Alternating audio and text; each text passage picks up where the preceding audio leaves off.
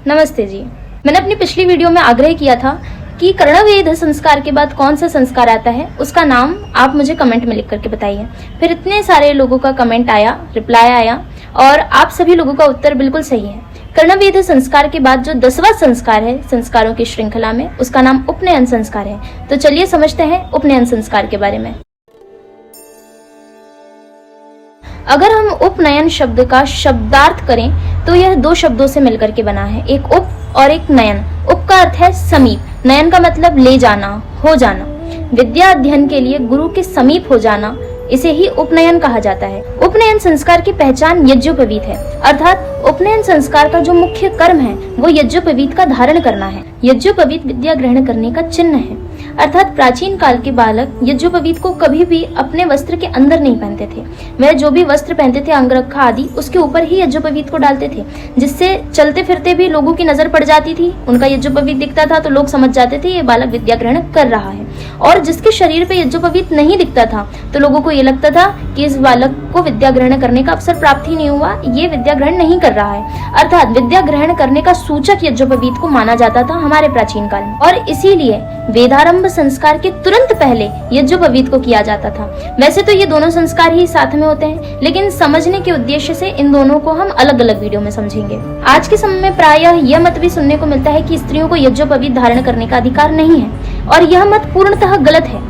और क्यों गलत है, इसके पीछे के दो कारण हैं, और वो दोनों कारण समझते हैं। अब पहला कारण तो ये है कि अभी मैंने आपको बताया कि यज्ञोपवीत इस बात का सूचक है कि बालक या बालिका दोनों अब विद्या ग्रहण कर रहे हैं, विद्या ग्रहण करना वो आरंभ कर चुके हैं। तो ऐसा तो है नहीं केवल बालकों को ही विद्या ग्रहण करने का अधिकार है, इसलिए उनको इस बात का सूचक चिन्ह यज्ञोपवीत दिया गया और बालिकाओं को नहीं दिया गया। ऐसा तो है नहीं, दोनों को समान रूप से विद्या ग्रहण करने का अधिकार है, तो इस बात का चिन्ह, इस बात का सूचक भी दोनों के पास होना चाहिए।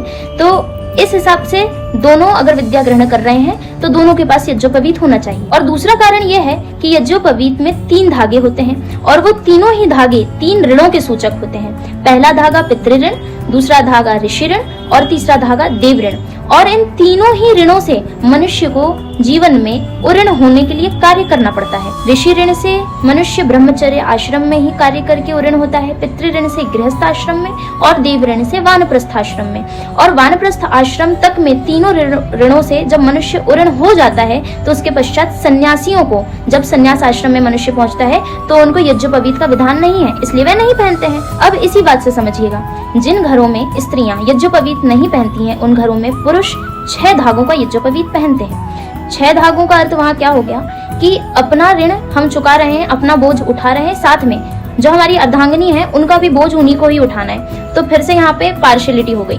ऐसा नहीं है, ना स्त्रियां पुरुषों पे चढ़े हुए ऋण को उतार सकती हैं और ना पुरुष स्त्रियों पे चढ़े हुए ऋण को उतार सकते हैं। ऋण एक मनुष्य पे चढ़ता है, ना स्त्री पे चढ़ता है ना पुरुष पे चढ़ता है, मनुष्यों पे चढ़ता है। और हर एक मनुष्य को, चाहे वो स्त्री हो चाहे वो पुरुष हो, हर एक मनुष्य को अपने ऋण को उतारने के लिए स्वयं कार्य करना पड़ता है। इसीलिए ऐसा कहीं भी विधान नहीं है कि केवल पुरुषों को ही 6 धागों का पहनना है, स्त्रियों को नहीं पहनना है। नहीं, 3 धागों का यज्ञोपवीत होता है। 3 धागों का यज्ञोपवीत प्रत्येक मनुष्य को पहनना चाहिए। भारत संहिता में स्त्रियों के 2 भेद बताए, एक ब्रह्मवादिनी और एक सद्योवधू। और पराशर संहिता के प्रसिद्ध भाष्यकार पंडित प्रवर माधवाचार्य इस विषय में स्त्रियों के 2 भेद, ब्रह्मवादिनी और सद्योवधू, इस विषय में एक श्लोक लिखते हैं, वो मैं आपको पढ़ के सुनाती हूँ।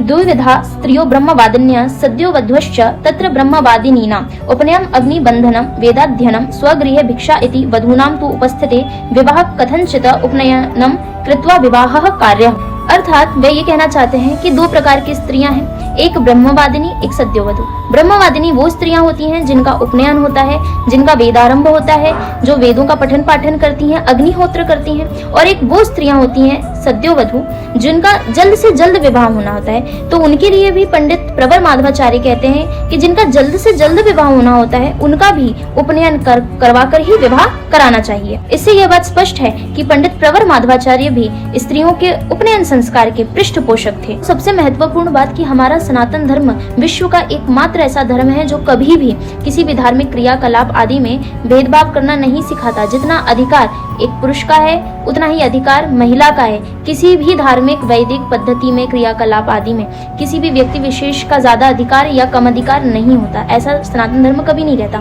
तो अगर आपके पास कभी भी ऐसा मत आए कि ये करने का अधिकार इन्हें है, उन्हें नहीं है, उन्हें है, इन्हें नहीं है, तो ये पूर्णतः गलत मत है, क्योंकि सनातन धर्म में सभी को समान रूप से अधिकार है। इसलिए यज्ञोपवीत धारण करने का अधिकार भी सभी मनुष्य को समान रूप से है।